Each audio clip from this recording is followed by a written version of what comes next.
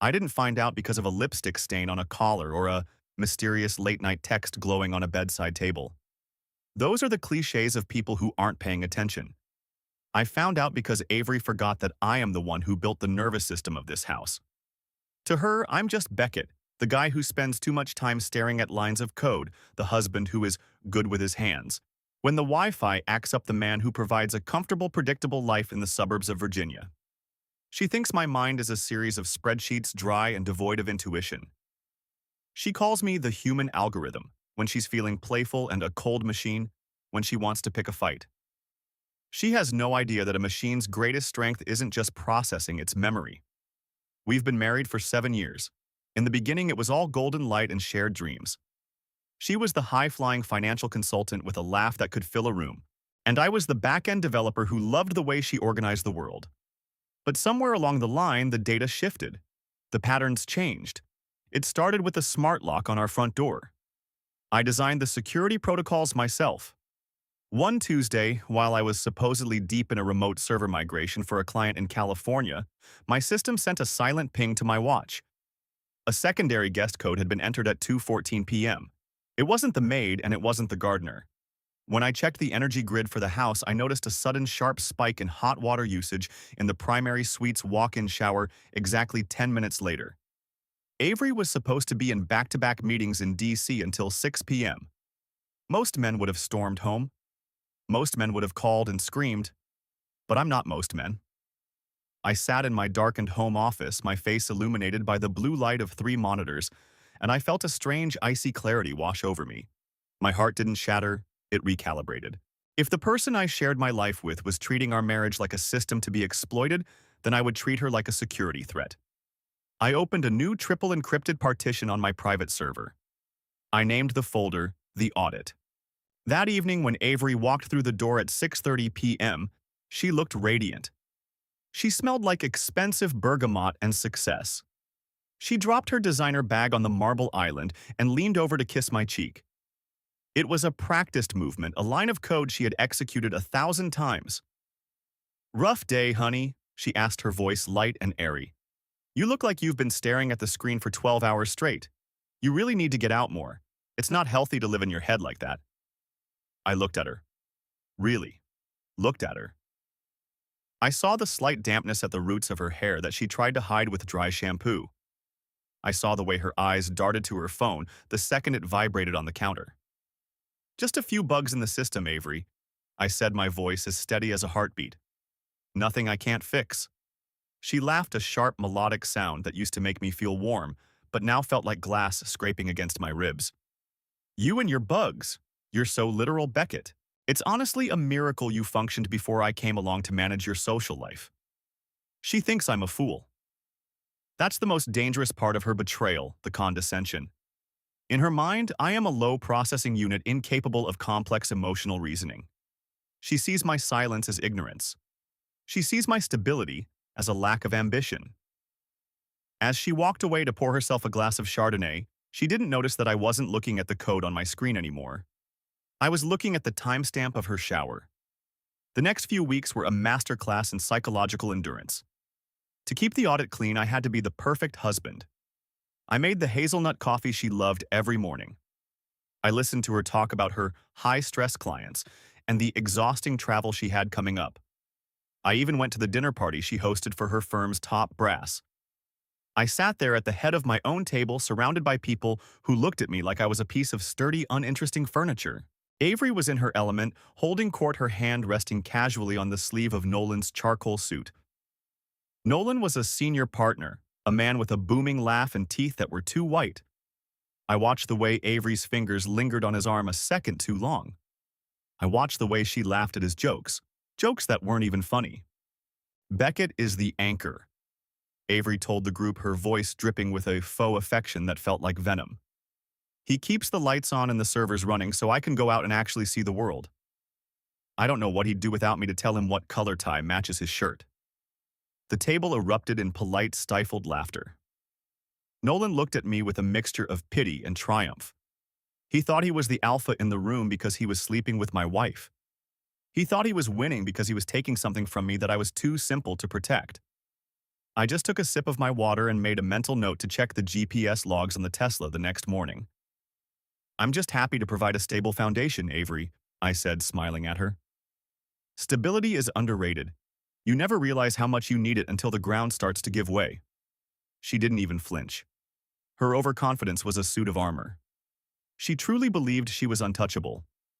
Late that night, after the guests had cleared out and Avery was falling asleep with her phone tucked under her pillow, I went down to the basement. I didn't go to sleep. I went to work. I pulled up the audio files from the hidden microphones I'd placed in the flower arrangements. The quality was crystal clear. I heard her voice muffled but distinct talking to her friend Piper on the back patio while I was supposedly in the kitchen getting more ice. "He has no clue, Piper," Avery had whispered, followed by a giggle that turned my stomach. I could have Nolan over for lunch in the dining room and Beckett would probably just offer him a coaster for his drink. He's so buried in his data he wouldn't see a fire if it was burning his own shirt. It's almost sad. I feel like I'm married to a very expensive, very quiet refrigerator. "But the house is gorgeous, though," Piper's voice replied. "And the benefits." "Exactly," Avery said. "He's the perfect provider. He's the safety net. But God, I need a man with some actual blood in his veins once in a while."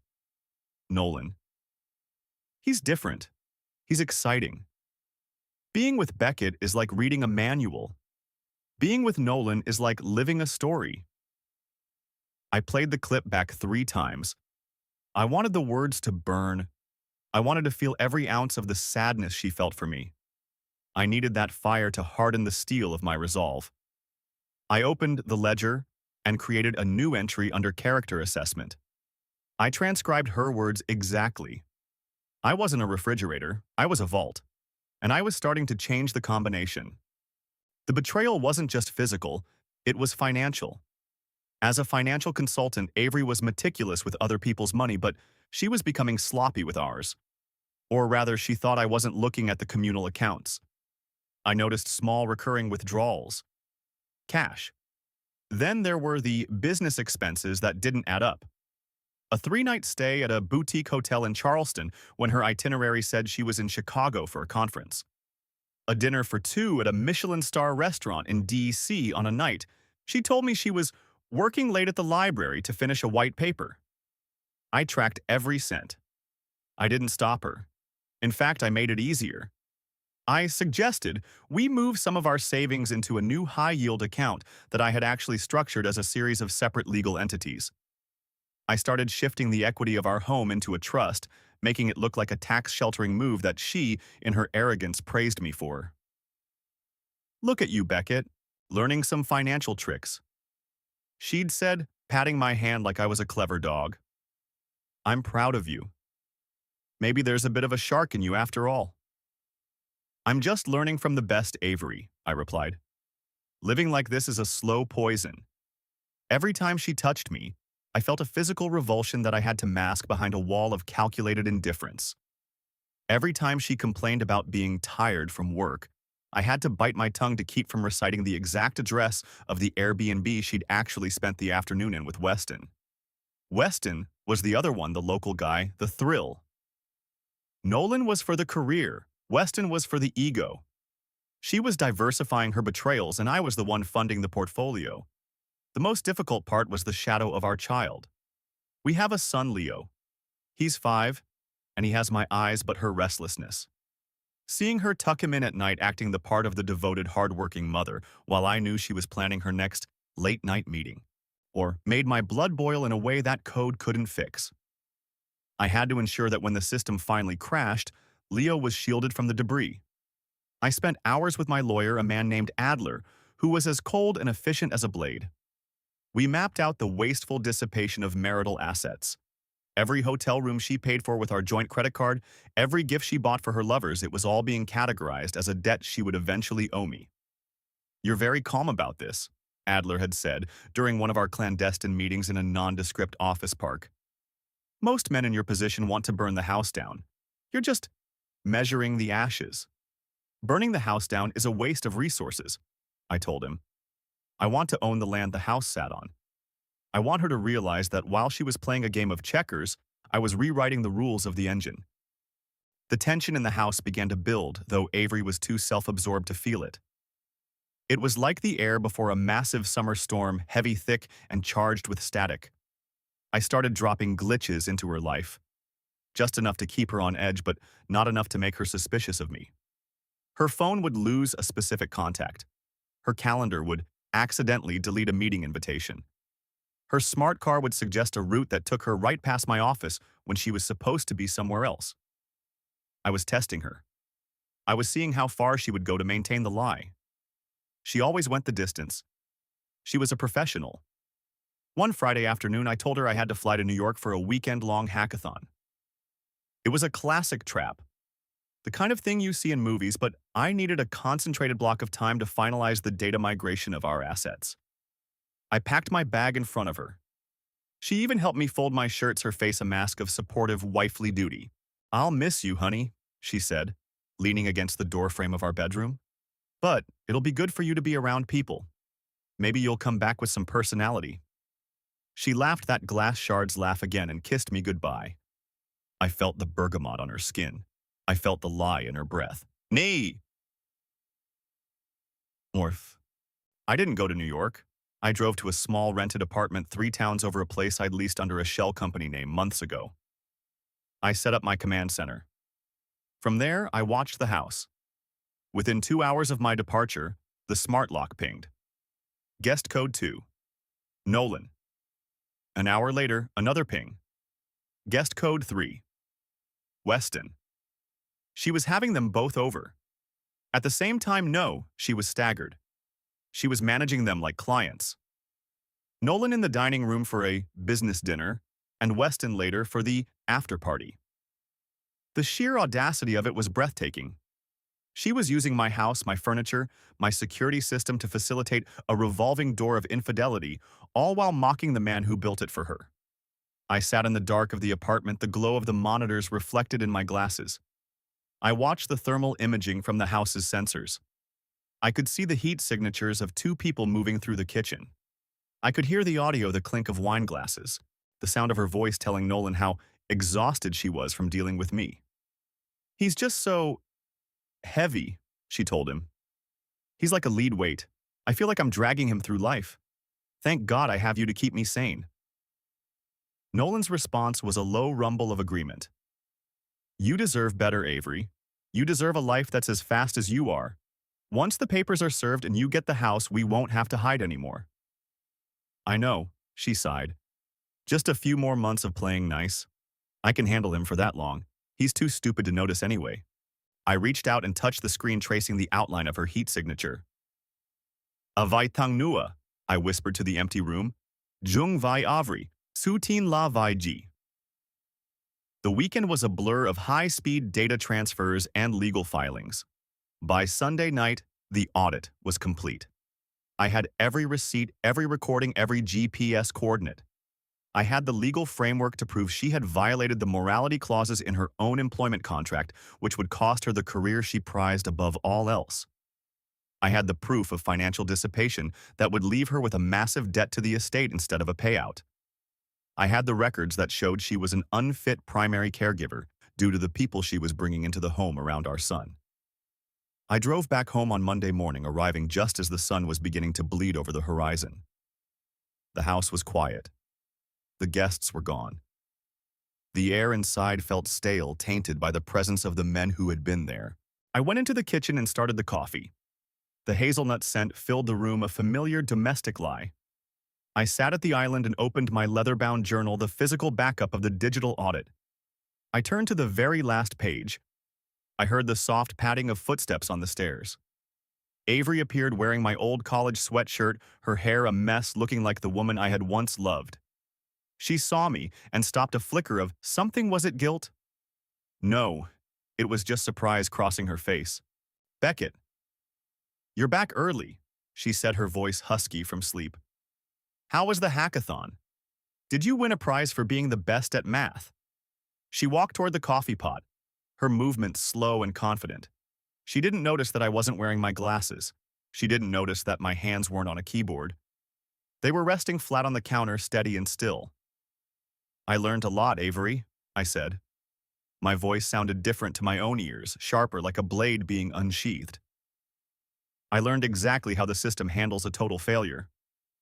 She paused her hand on the handle of the coffee pot and turned to look at me. She laughed, but this time the sound was a little hesitant. You and your tech talk. It's too early for metaphors, Beckett. Just drink your coffee. She poured a cup and took a long, slow sip, leaning back against the counter and looking at me with that same condescending pity she always wore. She thought the day was starting like any other. She thought the human refrigerator was back in his place. I stood up slowly, the journal in my hand. I didn't say a word. I walked over to the smart home control panel embedded in the kitchen wall, the heart of the house. With a single deliberate motion, I tapped a command I had spent all weekend writing. The house reacted instantly. Every motorized blind in the kitchen and living room slammed shut with a synchronized thud, plunging the bright morning into artificial darkness. The smart lights flickered once, and then shifted to a harsh, cold surgical white, pulsing at a rhythmic, unsettling tempo. Avery jumped splashing hot coffee onto her hand. What the Beckett? What's wrong with the system? Fix it! The hum of the highway began to vibrate through the steering wheel, a steady physical reminder that I was no longer tethered to the static electricity of that house. Dropping the security app into the virtual trash bin felt like cutting an umbilical cord made of fiber optic cables. For months, my pulse had been synced to the refresh rate of hidden cameras and the flickering logs of smart locks. Now, as the suburban sprawl faded into the industrial gray of the city's outskirts, my heart was finally beating to its own rhythm. The rearview mirror showed the rising sun, a blinding disk of fire that seemed to be cauterizing the wounds of the past decade. I wasn't just driving away from a woman. I was driving away from a version of myself that I had grown to despise. The human refrigerator had been unplugged. The predictable husband had been deleted. What remained was a man who had stared into the abyss of a betrayal so deep it had restructured his DNA. I gripped the wheel, my knuckles white, feeling the strange, terrifying intoxication of true autonomy. Avery was back there, likely kneeling on the kitchen tile, watching her polished social standing evaporate into the morning air. I had spent so long building a vault to protect her that I hadn't realized I was the only thing locked inside it. The city loomed ahead, a jagged silhouette of glass and steel. This was where the real work would begin. The first two parts of my plan had been about exposure, the digital and the personal. Part 3 was about the structural dismantling. In the world of high-stakes financial consulting, Avery's name was her currency. By the time I reached the parking garage of my downtown office, that currency was going to be worth less than the scrap paper in a shredder. Yushko. I parked in a dark corner of the third level, the concrete walls damp and smelling of old exhaust. I didn't go into my office. I pulled out my laptop, the secondary one I'd bought with cash, and tethered it to a secure roaming VPN. The shadow audit wasn't finished. Exposure was just the spark. The fire needed to be fed. I had already notified the compliance board, but they moved with the speed of a tectonic plate. To ensure Avery's overconfidence was met with total reality, I needed to accelerate the decay of her professional alliances. Nolan, he was the key. Nolan wasn't just a lover. He was a shark who swam in the same murky waters Avery did. He protected his reputation with a ferocity that bordered on pathological. If he thought Avery was a liability, if he thought she was a security breach to his own career, he wouldn't just leave her. He would devour her to save himself. I opened a series of encrypted documents I had painstakingly recovered from Bria's Avery's deleted files. She thought that clicking empty trash was an act of disappearance. She didn't understand that data leaves a ghost. I had found records of finder's fees Nolan had paid her for steering clients toward high-risk investments he managed. It was illegal. It was unethical. And most importantly, it was the leverage I needed to ensure them both turned on each other like starving wolves. As I typed, I felt a strange sense of detachment. I wasn't the man who made hazelnut coffee anymore. I was a forensic specialist dissecting a corpse. Every keystroke was a scalpel. I felt the weight of the betrayal again, the memory of them laughing at me in my own dining room. But the pain had been refined into a cold, hard purpose. The searing pain I had felt months ago had turned into a permanent, icy calm.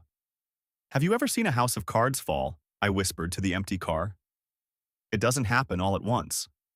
It happens one vibration at a time. I sent the first anonymous ping to Nolan's private work email. It contained nothing but a single PDF, a copy of the ledger entries regarding his fees to Avery, along with a note that the compliance board had already received a mirrored copy. I knew how Nolan's mind worked. Within 10 minutes, he would be calling his lawyers. Within 20, he would be calling Avery not to comfort her, but to threaten her into silence. The alliance that had mocked me would crumble under the weight of their own mutual greed. I closed the laptop and sat in the silence of the garage. My mind wandered to Leo. He was at my mother's house, likely eating pancakes and watching cartoons, oblivious to the fact that his father had just detonated a tactical nuke in the center of his family life. Protecting him was my only true north. Everything else was just collateral damage. I had already set up the trust fund with the equity I'd stripped from the house. It was in his name, protected by 3 layers of legal firewalls. Avery wouldn't be able to touch a cent of it to pay for the legal fees that were about to rain down on her. The moral complexity of what I was doing didn't escape me. I knew people would say I was vengeful. They would say I was obsessive. They might even call me the villain of the story. But those people haven't lived in a house where the air is a lie. They haven't been mocked by the person who promised to cherish them. They haven't watched their life's work being used as a playground for infidelity. I got out of the car, my legs feeling a bit heavy, and walked toward the elevator. The city air was different than the suburban air. It was metallic, sharp, and anonymous. I liked it. I walked into a small coffee shop across from the courthouse, a place where people in expensive suits talked in hushed tones about settlements and secrets. I blended in perfectly. I was just another man in a gray jacket holding a paper cup. I sat by the window and watched the clock. At 9 a.m., the office of the state licensing board opened. At 9:15 a.m., the compliance officer at Avery's firm would walk into his office and see my final audit. By 10 a.m., the perfect life Avery had cultivated would be officially under investigation. I felt a sudden sharp pang of something I hadn't felt in a long time: hunger. Not for food, but for the next phase. I was addicted to the clarity of the outcome. I pulled out my phone, the clean one, and checked the local news. Nothing yet. Of course not. The real drama happened in the shadows first. I thought about Avery's face when she realized I had sent the email. The way her arrogance had just melted. It was a visual I would carry with me forever. It wasn't about pleasure. It was about the restoration of the truth. She thought I didn't notice the fire. I thought watching a pigeon peck at a crumb on the sidewalk. But I didn't just see the fire. I mapped the oxygen levels. I calculated the burn rate. I knew exactly when the roof would collapse. As I sat there, a woman at the next table laughed. It was a light, genuine sound. It reminded me of Avery years ago before she became a hunter. A wave of grief, unexpected and heavy, hit me in the solar plexus. It was the grief for the woman who didn't exist anymore, the one I had proposed to on a rainy pier in Maine. For a second, the gray city blurred. I realized that in destroying her, I was also burying the last remains of the man who loved her. There is no such thing as a clean break. There is only a messy, jagged tearing of 2 lives that had become fused. I took a deep breath, the cold coffee sliding down my throat.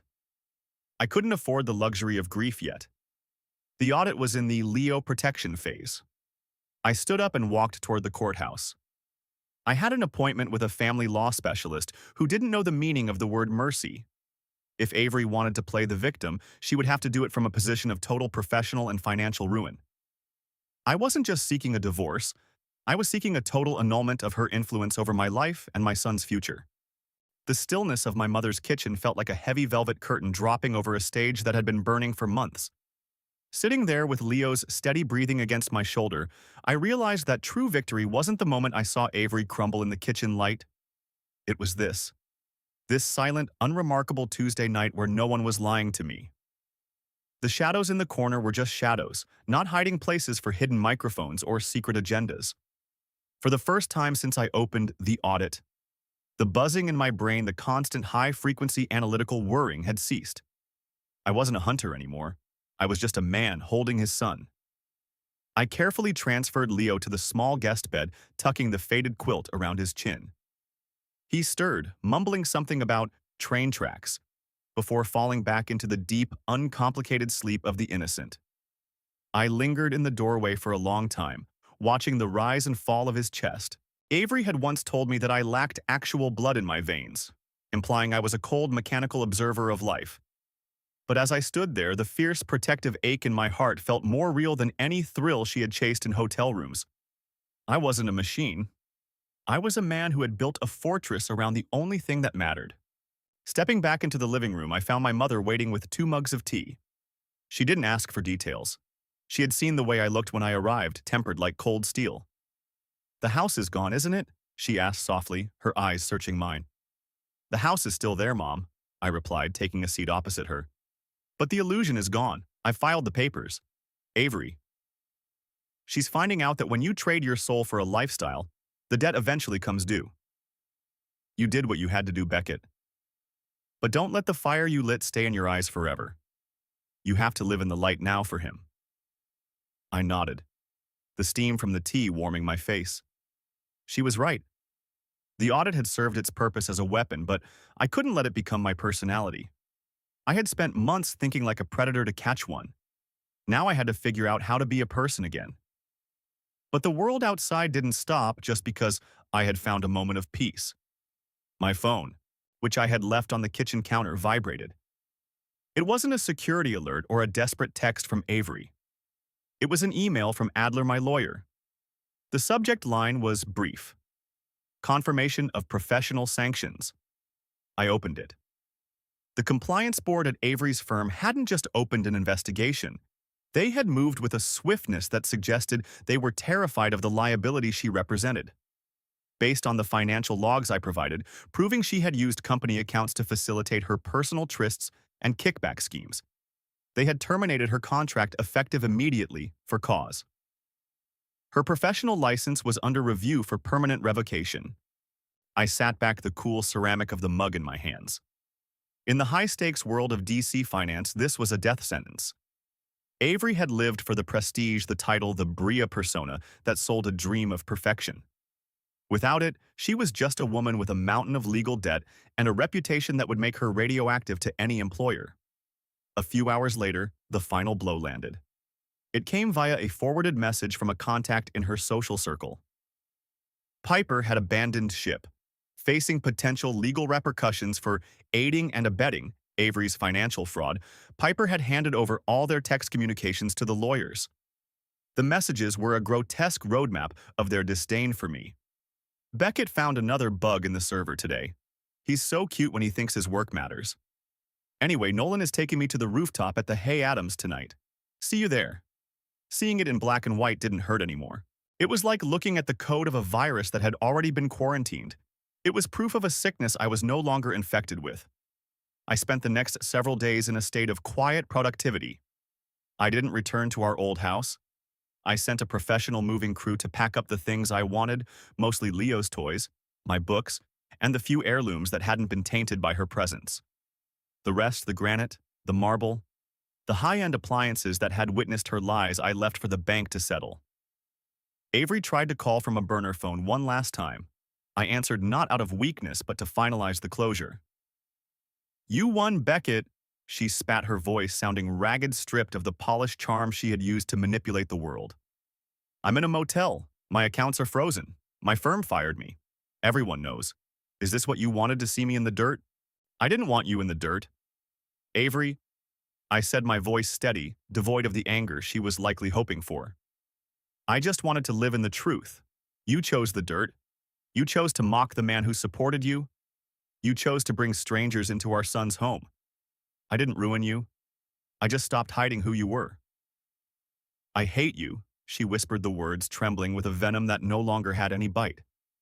"I know," I replied. "But for the first time in 10 years, your opinion isn't a data point I need to track. Goodbye, Avery." I hung up and blocked the number. There was no cliffhanger left. There was no twist. There was only the quiet reality of a life being rebuilt on solid ground. A week later, I was sitting in my new apartment. It was smaller, closer to the city, with large windows that let in the afternoon light. It didn't have a smart home system. The locks were manual. The coffee was just coffee. Leo was in the living room building a massive tower out of blocks. I looked at my reflection in the window. The man staring back didn't look like a human refrigerator. He looked like a father. He looked like someone who had survived a storm and learned how to navigate by the stars. The story of the audit was over. I had been the protagonist of a tragedy, the antagonist of a betrayal, and finally, the architect of my own freedom.